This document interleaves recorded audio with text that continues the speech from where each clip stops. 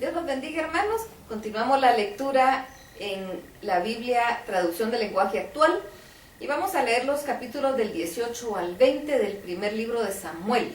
Dice así primero Samuel capítulo 18.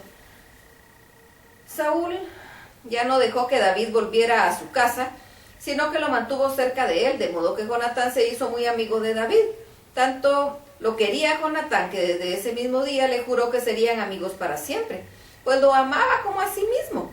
En prueba de su amistad, Jonatán le dio a David su ropa de príncipe, junto con un arco y su espada, con todo y cinturón. Siempre que Saúl enviaba a David a luchar contra los filisteos, David salía victorioso. Por eso Saúl lo puso como jefe de los soldados. Esto le gustó mucho a todo el pueblo y también a los jefes del ejército de Saúl. Sin embargo, desde el día en que David mató a Goliat, Saúl comenzó a tener mucha envidia de David. Y es que cuando el ejército regresó de la batalla, las mujeres salieron a recibir al rey en sus danzas y cánticos y decían: Saúl mató a 1000 soldados, pero David mató a 10,000.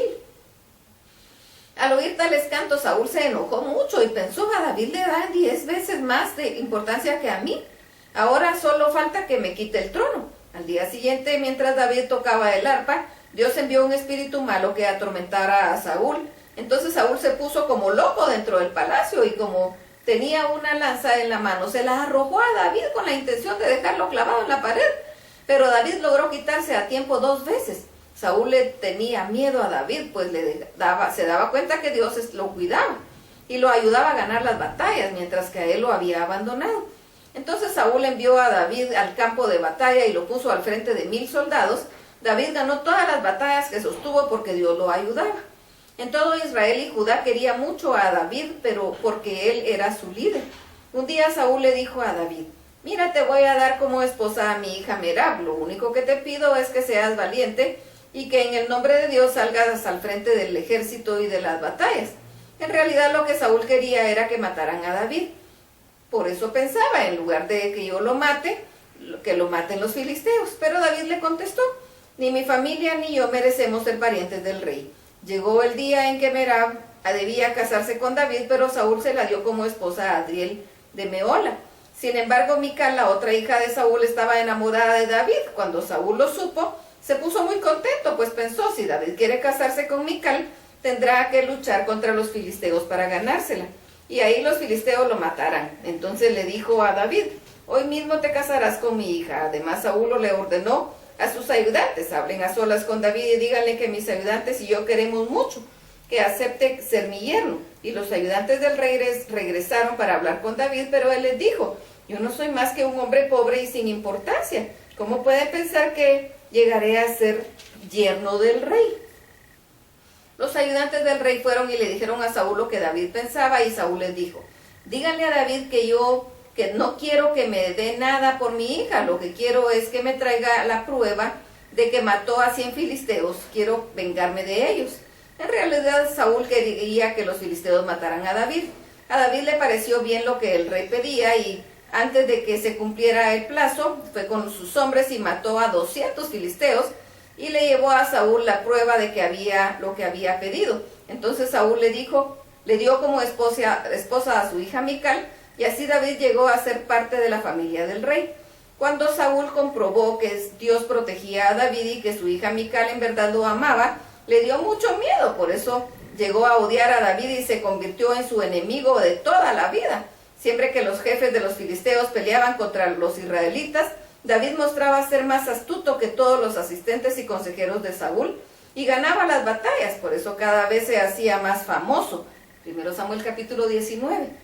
Saúl le ordenó a su hijo Jonatán y a sus ayudantes que mataran a David. Pero como Jonatán lo quería mucho, le avisó del peligro que corría. Cuídate mucho, que mi padre quiere matarte. Escóndete en el campo. Mañana temprano yo iré con mi padre cerca del lugar donde estás escondido, y ahí le pediré que no te haga daño y te haré saber lo que me responda. Al día siguiente Jonatán habló con Saúl en favor de David y le dijo: Padre, no debes hacerle ningún daño a David, pues él tampoco te ha hecho ningún mal. Por el contrario, te ha servido y solo ha buscado tu bien. Pórtate como el rey que eres. Recuerda que David arriesgó su vida cuando peleó contra Goliat y lo mató. Ese día Dios nos ayudó a vencer a los filisteos y tú mismo estabas muy contento. ¿Cómo es posible que ahora quieras matar a David si no te ha hecho nada malo? Cuando Saúl escuchó esto, le dijo a Jonatán: te juro por Dios que no le haré ningún daño a David. Entonces Jonatán llamó a David y le contó lo que había hablado con Saúl, y luego llevó a David con el rey Saúl, y David volvió a servir al rey.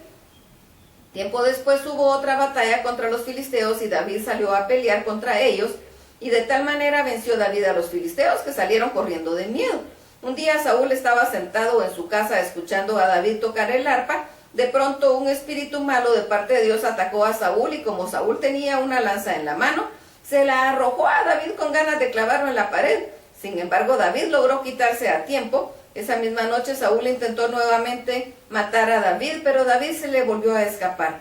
Entonces Saúl ordenó a algunos de los hombres que rodeaban la casa de David y que lo mataran por la mañana. Pero Mical, su esposa, le dijo: David, huye ahora mismo, de lo contrario mañana estarás muerto. De inmediato Mical tomó una estatuilla y le puso pelo de cabra en la cabeza y la cubrió con una capa. Luego la colocó donde David dormía y sacó a David por la ventana. Así fue como David pudo escapar. Cuando los hombres de Saúl llegaron a apresar a David, Mical les dijo: David está enfermo. Aquellos hombres se regresaron y fueron a decírselo al rey Saúl, pero él los envió de vuelta y les dijo: tráigame a David, aunque sea en su cama, porque hoy mismo lo voy a matar. Los hombres de Saúl volvieron a la casa de David, pero no encontraron en la cama más que la estatuilla con el pelo de cabra en la cabeza. Cuando Saúl se enteró de esto, le reclamó a Mical: ¿por qué me engañaste? ¿Por qué ayudaste a escapar a mi enemigo? Y Mical le contestó: David me amenazó, me dijo que si no lo ayudaba a escapar me mataría.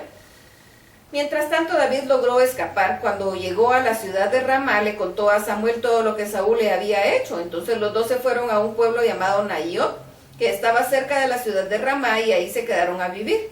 Pero tan pronto como Saúl lo supo, envió a un grupo de sus hombres para apresar a David. Cuando los hombres de Saúl llegaron a ese lugar, se encontraron con que Samuel y un grupo de profetas estaban dando mensajes de parte de Dios. Entonces el Espíritu de Dios tomó control de los enviados de Saúl, y también ellos empezaron a profetizar. Saúl se enteró de lo que había pasado, así que envió a otro grupo de sus hombres, y también a ellos les pasó lo mismo.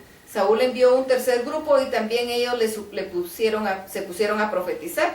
Finalmente Saúl mismo fue a Ramá. Cuando llegó al gran pozo que está en Secú, preguntó: ¿dónde está Samuel y David? En Naiot, cerca de Ramá, le contestaron. Saúl se puso camino hacia Naiot porque el Espíritu de Dios vino sobre él, y todo el camino de Naiot iba profetizando. Cuando llegó a donde estaba, Samuel se quitó toda la ropa, y todo el día y toda la noche se los pasó dando mensajes de parte de Dios. De ahí viene el refrán que dice: hasta Saúl es profeta. 1 Samuel capítulo 20. De Naiot, David se fue a donde estaba Jonatán y le preguntó: ¿de qué maldad se me acusa? ¿En qué le he fallado a tu padre para que quiera matarme? Nadie va a matarte, contestó Jonatán. Eso jamás pasará. Mi padre siempre me cuenta todo lo que piensa hacer, tenga o no importancia. ¿Tú crees que no me contaría algo así? Pero David insistió: te juro por Dios y por ti mismo, que puedo morir en cualquier momento. Tu padre sabe bien que tú y yo somos buenos amigos, y seguramente habrá pensado: si le digo a Jonatán, haré que se ponga triste. Dime entonces qué quieres que haga, respondió Jonatán. Y David le dijo: mañana se celebra la fiesta de la luna nueva. Se supone que yo debo comer con tu padre, pues es el rey.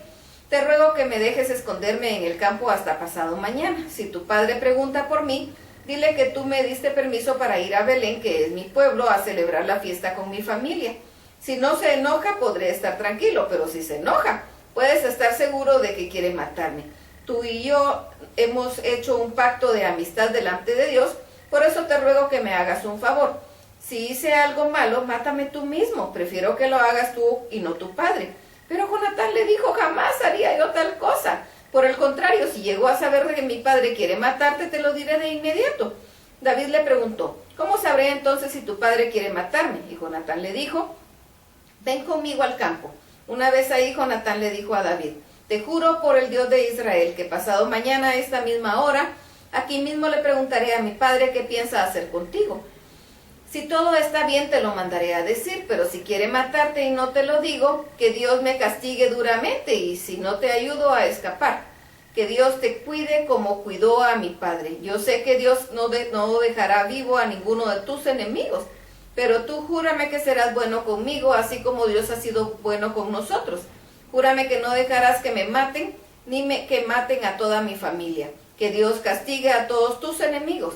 De ese modo Jonatán renovó el pacto con David y su familia. Además, como amaba tanto a David, volvió a hacerle un juramento de amistad. Le dijo: mañana se celebra la fiesta de la luna nueva, como no vas a estar presente, van a preguntar por ti, así que vete al lugar donde te escondiste cuando empezaron estos problemas y espérame pasado mañana cerca de la piedra de Esel. Voy a disparar algunas flechas hacia ese lugar, como si estuviera tirando al blanco, y mandaré a un muchacho para que las levante. Si me oyes decir, tráeme las flechas, están aquí cerca, te juro por Dios que puedes volver tranquilo, porque eso quiere decir que no corres ningún peligro. Pero si me oyes gritar, más allá, las flechas están más allá, huye, porque eso es lo que Dios quiere. Dios es testigo de lo que hemos hecho estas promesas. Entonces David fue a esconderse en el campo, y cuando empezó la fiesta de la luna nueva, el rey se sentó a comer junto a la pared, como siempre lo hacía. Jonatán se sentó enfrente del rey y Abner se sentó a su lado.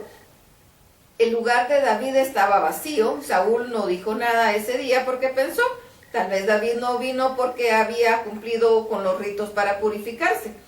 Al día siguiente, que era el segundo del mes, el lugar de David seguía vacío. Entonces Saúl le preguntó a su hijo Jonatán por qué David no vino a comer ayer ni hoy.